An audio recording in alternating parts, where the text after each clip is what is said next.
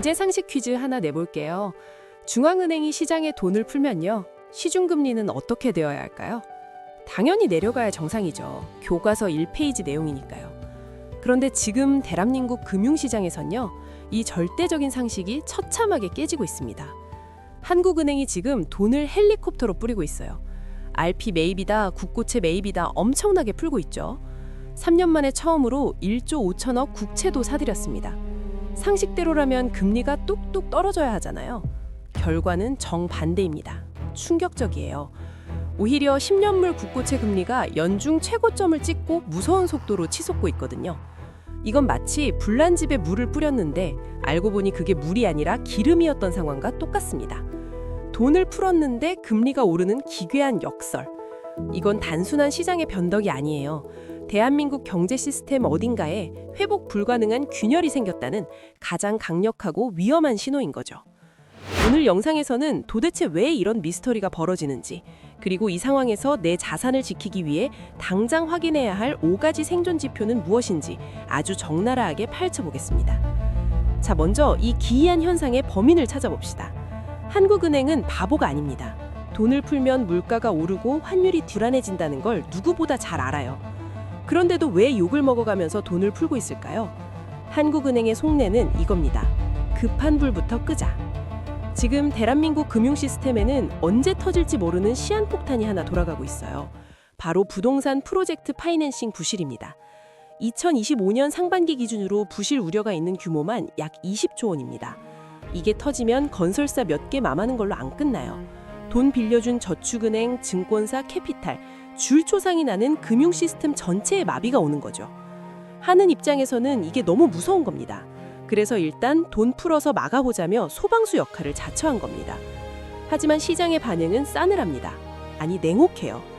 똑똑한 외국인 투자자들과 기관들은 한국은행의 이 행동을 이렇게 해석합니다. 와, 저거 봐라. 한국은행이 저렇게까지 무리수를 준 거고? 우리가 모르는 내부 부실이 생각보다 훨씬 심각한가 보네. 이걸 전문 용어로 신뢰의 상실이라고 부릅니다.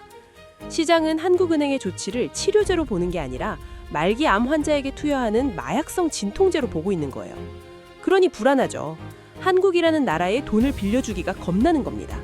그래서 요구합니다. 야, 너네 위험해 보여. 이자 더 쳐줘. 안 그러면 돈 뺄 거야. 이게 바로 위험 프리미엄입니다.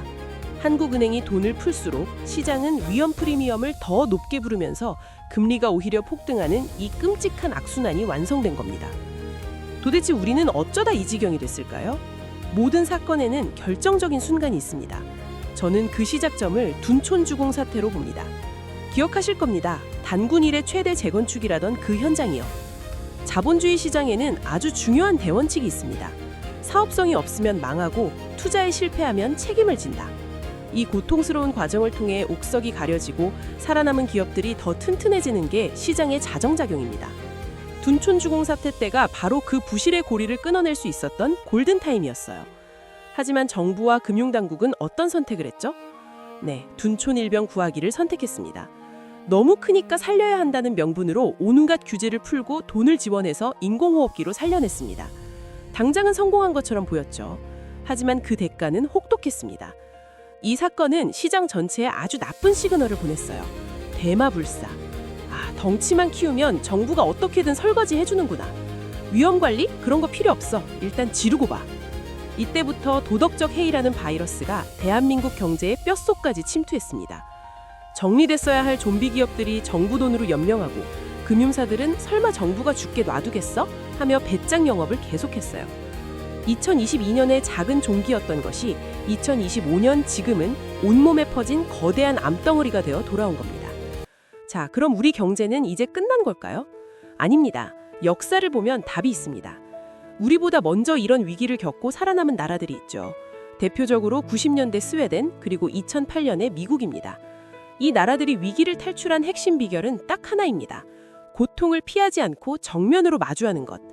그들은 배드뱅크라는 걸 만들었습니다. 이름 그대로 나쁜 자산만 모아놓은 은행입니다. 정부가 개입해서 부실채권을 싹 모은 다음 장부 가격이 아니라 철저한 시장 가격으로 헐값에 팔아치웠습니다. 이 과정에서 은행들은 엄청난 손실을 확정짓고 뼈를 깎는 구조조정을 당했습니다. 망할 곳은 망하게 뒀고요. 잔인해 보이죠. 하지만 그 결과는 어땠을까요? 부실이 깨끗하게 청소되자 시장의 신뢰가 돌아왔습니다. 경제는 3, 4년 만에 V자 반등을 했거든요. 그런데 지금 우리는 어떻습니까? 아픈 게 싫어서, 터지는 게 무서워서 반창고만 덕지덕지 붙이고 있습니다. 하지만 여러분도 아시다시피 썩은 살은 도려내지 않으면 절대 새 살이 돋지 않는다는 것을요. 이제 거시적인 얘기는 접어두고 실전으로 들어가겠습니다. 정부가, 한국은행이 어떻게 하든 우리는 살아남아야 하니까요. 지금 같은 안개 속에서 길을 잃지 않으려면요, 여러분만의 경제 내비게이션을 켜야 합니다. 제가 딱 5가지 지표를 정해드립니다. 오늘부터 이 5가지는 매일 아침 양치질하듯이 체크하세요. 첫 번째는 국고채 10년물 금리입니다. 이건 우리 경제의 체온계입니다. 지금 3.5% 중반이죠. 만약 이게 4%를 향해 뛴다. 이건 시스템 경고등이 빨간불로 바뀐 겁니다.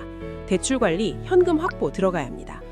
두 번째, 원달러 환율입니다. 외국인 자금 이탈의 신호탄입니다. 지금 1,400원대에 적응하시면 안 됩니다. 만약 1,470원을 뚫고 1,500원을 위협한다. 이건 외국인이 한국을 탈출하고 있다는 명백한 증거입니다. 원화 가치 폭락에 대비해서 달러나 금 비중을 높여야 합니다. 세 번째, 외환 보유고 추이입니다. 환율을 막으려면 한국은행이 달러를 써야 합니다. 즉 우리의 총알이죠. 이 총알, 외환 보유고가 급격하게 줄어드는지 봐야 합니다. 총알 떨어진 군인은 전쟁터에서 살아남을 수 없습니다. 네 번째, 가장 중요합니다. 제2금융권 연체율입니다. 평균 연체율에 속지 마세요. 시중은행 말고 저축은행, 증권사, 캐피탈의 연체율을 따로 보셔야 합니다. 이게 10%를 넘나든다는 뉴스가 나오면 뇌관이 타들어가고 있는 겁니다. 마지막 5번째, 외국인 순매도 동향입니다. 외국인들은 말로 하지 않습니다. 돈으로 행동해요. 주식시장과 채권시장에서 외국인이 동시에 대규모로 연속적으로 매도를 한다면요, 그게 바로 탈출하라는 가장 확실한 시그널입니다. 영상 마무리하겠습니다. 지금 들리시는 이 경고음들이 불편하게 느껴지실 수도 있습니다. 하지만 제가 공포를 조장하려고 이런 말씀을 드리는 게 아닙니다. 막연한 공포는 우리를 마비시키지만 구체적인 데이터는 우리를 행동하게 만들기 때문입니다. 위기는 항상 예고편을 보여주고 옵니다. 단지 우리가 외면했을 뿐이죠. 지금 한국은행이 보내는 역설적인 신호, 금리의 발작, 이것은 예고편입니다. 진짜 본편이 시작되기 전에 오늘 말씀드린 5가지 계기판을 책상 위에 딱 붙여두십시오. 운전자가 계기판을 보고 속도를 줄이듯 우리도 이 지표들을 보며 포트폴리오를 조정한다면 다가오는 2026년의 거대한 파도는 여러분을 삼키는 재앙이 아니라 자산을 퀀텀 점프시킬 수 있는 일생일대의 기회가 될 수도 있습니다. 여러분의 성공적인 투자를 기원합니다. 영상이 도움이 되셨다면 구독과 좋아요 부탁드립니다. 시청해주셔서 감사합니다. 위험한 것은 고통이 아니라 고통을 피하려는 태도다.